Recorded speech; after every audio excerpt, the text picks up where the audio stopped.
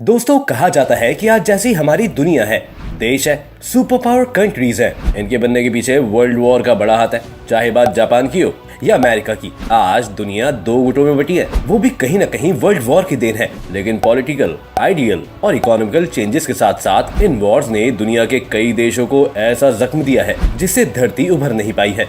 उदाहरण के तौर पर हिरोशिमा और नागासाकी की घटना को ही ले सकते हैं, जिसने कई पीढ़ियों को अपंग कर दिया और धरती को बंजर। सभी देशों के बीच न्यूक्लियर वेपन्स की होड़ सी लग गई और जहाँ जहाँ ये गिरे वहाँ की धरती नरक हो गई। आज की वीडियो में भी हम आपको एक ऐसी जगह के बारे में बताएंगे जिसका इतना दोहन किया गया कि वहाँ की हर चीज में जहर घुल गया। चेरनोबिल को दुनिया का सबसे भयानक न्यूक्लियर हादसा कहा जाता है, जिसका असर अब भी है। लेकिन कई और ऐसी जगह हैं जो इससे ज्यादा रेडियो एक्टिव हैं। इसमें अमेरिका के मार्शल आइलैंड सबसे ऊपर है। आपको जानकर हैरानी होगी कि इस छोटे से द्वीप समूह पर अमेरिका ने 67 परमाणु टेस्ट किए। पैसिफिक ओशन के बीचों बीच मार्शल आइलैंड्स हैं, जहां 50,000 से ज्यादा लोग रहते हैं। ये लोग भी खतरे में हैं, क्योंकि समुद्र का वाटर लेवल बढ़ने के कारण आइलैंड्स डूब रहे हैं। लेकिन एक और खतरा इससे कहीं बड़ा है। यहाँ के एक आइलैंड बिकनी आइलैंड में रेडियो एक्टिव एलिमेंट्स की क्वांटिटी चेरनोबिल से भी लगभग 1000 गुना ज्यादा है। कोलंबिया यूनिवर्सिटी ने साल 2019 में इस आइलैंड पर की रिसर्च में डराने वाली बात पाई। यहाँ की मिट्टी, पानी और हवा में जहर ही जहर है।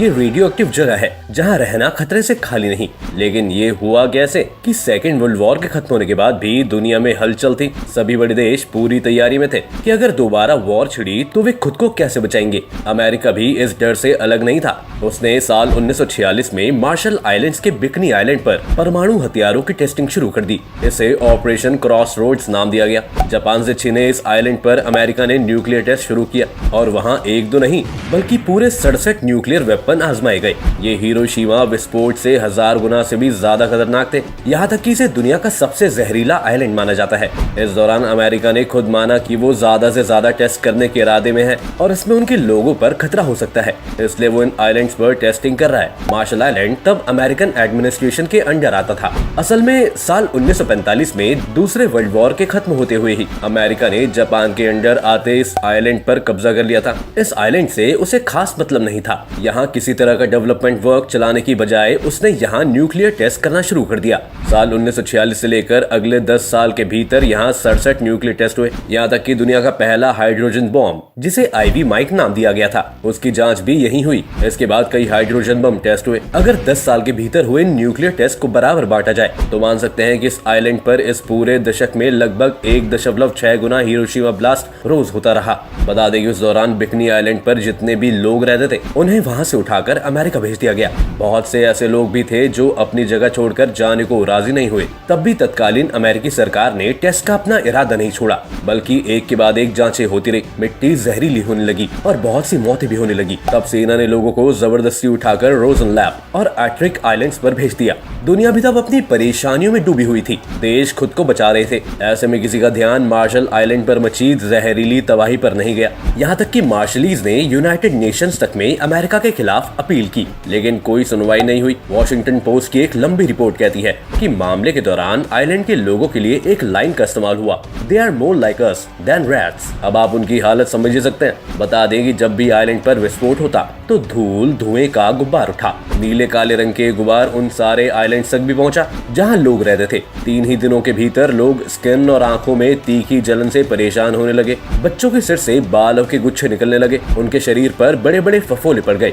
ज्यादातर लोग उल्टियां करने लगे। तब जाकर अमेरिकन ऑफिसर्स ने लोगों को अमेरिका भेजकर इलाज शुरू करवाया। पता लगा कि उनके खून में रेडियो एक्टिव स्ट्रोनियम घुल चुका है। आखिरकार साल 1986 में अमेरिका ने मार्शल आइलैंड को आजादी दी। साथ में $150 मिलियन का मुआवजा भी दे दिया गया।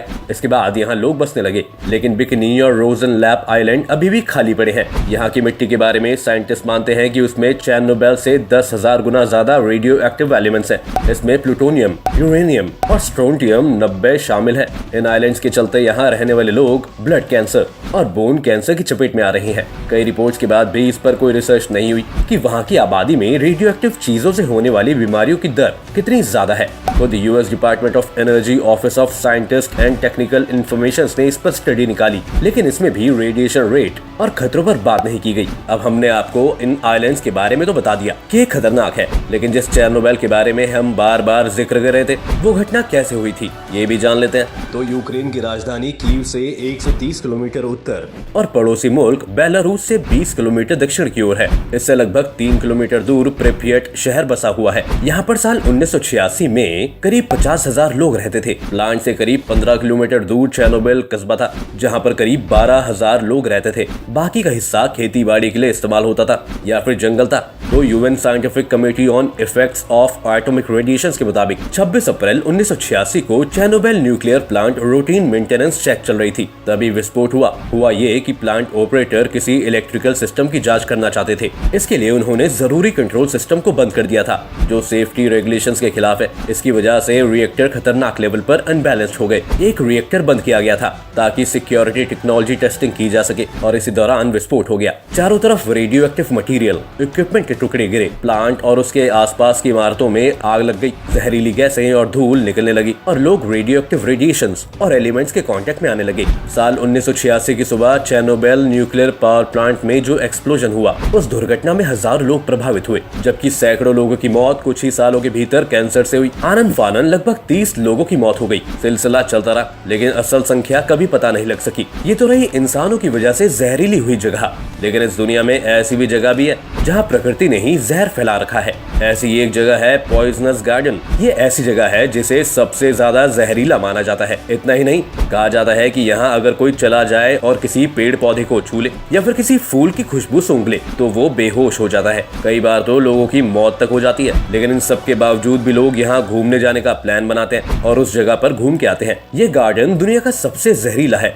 दूर दूर से लोग इसका दीदार करने के लिए आते हैं। Guinness book of world record में इस गार्डन का नाम दर्ज है। आपको बता दें कि ये गार्डन इंग्लैंड के नॉर्थ वॉलैंड काउंटी के अलनविक में है। इस जहरीले गार्डन में 100 से भी ज्यादा किस्म के जहरीले पौधे मौजूद हैं। इसलिए यहाँ घूमने आने वाले लोगों को अकेले घूमने की सलाह नहीं दी जाती है। इतना ही नहीं, यहाँ के पेड़ पौधों से दूर रहने के लिए भी कहा जाता है, क्योंकि जहरीले पेड़ होने की वजह से लोग बेहोश हो जाते हैं। इसके अलावा अगर गार्डन में कोई फूल को तोड़ता है या उसे सूंघता है तो वो उसकी सेहत के लिए भी काफी ज्यादा नुकसानदायक माना जाता है। कहा जाता है कि इस गार्डन में गंध सुगंध वाले पौधे भी मौजूद हैं। अगर इसे सूंघ लिया जाए तो व्यक्ति बेहोश हो जाता है। इसके अलावा इंसान की मौत भी हो सकती है। लेकिन यहाँ की सब चीजें ही जहरीली हैं, जो सेहत को नुकसान पहुंचाती हैं। कई लोग इसे सहन नहीं कर पाते। दोस्तों, ये थी हमारी आज की वीडियो। अगर आपको आज की वीडियो अच्छी लगी हो तो इसको लाइक और शेयर जरूर करें। साथ ही हमारे चैनल को सब्सक्राइब भी कर लें।